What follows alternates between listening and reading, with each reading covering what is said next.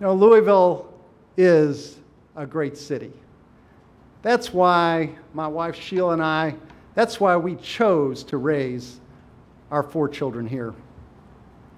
I'm deeply concerned about our current path. You know, there was an article, it was written 2 days ago in the New York Times, and it was talking about not Louisville, but another government, but the title of the article was, "When Greatness Slips Away." And I will tell you, if we do not turn around job attraction in our community, our greatness might slip away. In the good times, when we should have been building tens of thousands of new jobs, instead, we were negative. We lost 2,000 jobs from 2000 to 2008. And then, of course, that has gone into a steep decline where our region's now lost about 30,000 jobs. And there's a human cost to that. We're not just talking about jobs for job's sake or generating revenue for a government so it doesn't have to continue to cut services and shut the libraries on Sunday and maybe scale back ambulance services. We're not talking about jobs from a city revenue standpoint. We're talking from a human standpoint. We're talking about the mom that's found the $9 job and she's looking for the $10, $11, $12 job so she can better provide for her family. But I'll tell you how tough that is. When the opportunity ladder is too narrow and it's missing rungs, you're stuck.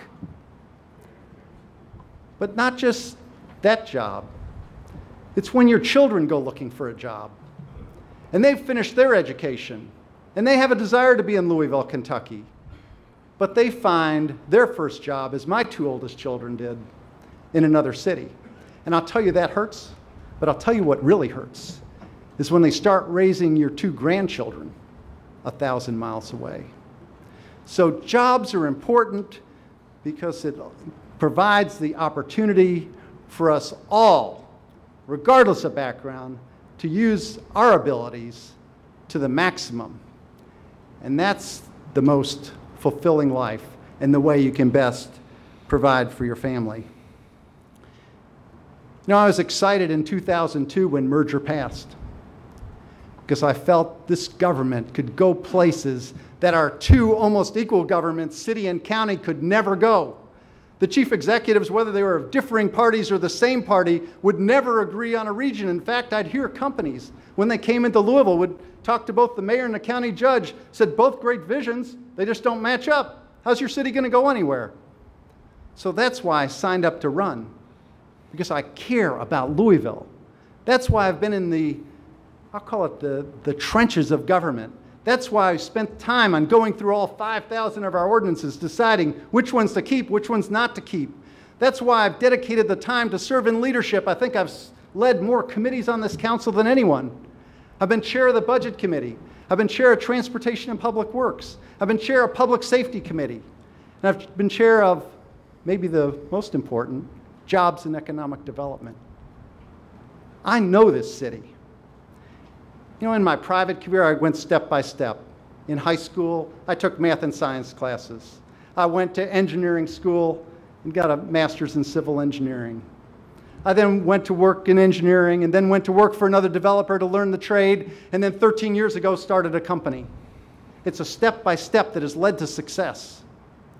And I've done the same thing in government. I've worked civically. Back 20 years ago, was working on Cornerstone 2020 and was in the final 12 to write our comprehensive plan. I've spent 7.5 years learning this government, seeing our city up close, talking to people. And I just want you to know that I am ready to lead this city on day one. I know this city. I know what we need. I've seen the opportunities slip away, and that has gotten me to the point that I find myself an unlikely candidate for mayor. But I am running for the city that I love, to bring about real change in this city. We need to grow jobs. We need to have a government that is open, honest, accountable, that we are a national model, that never again do we have the kind of audit that we all read about a couple of months ago, and that we improve neighborhoods across our entire city, that we all feel part of this community. Thank you for hosting this today. My name is Hal Heiner, and I ask for your vote and support in November.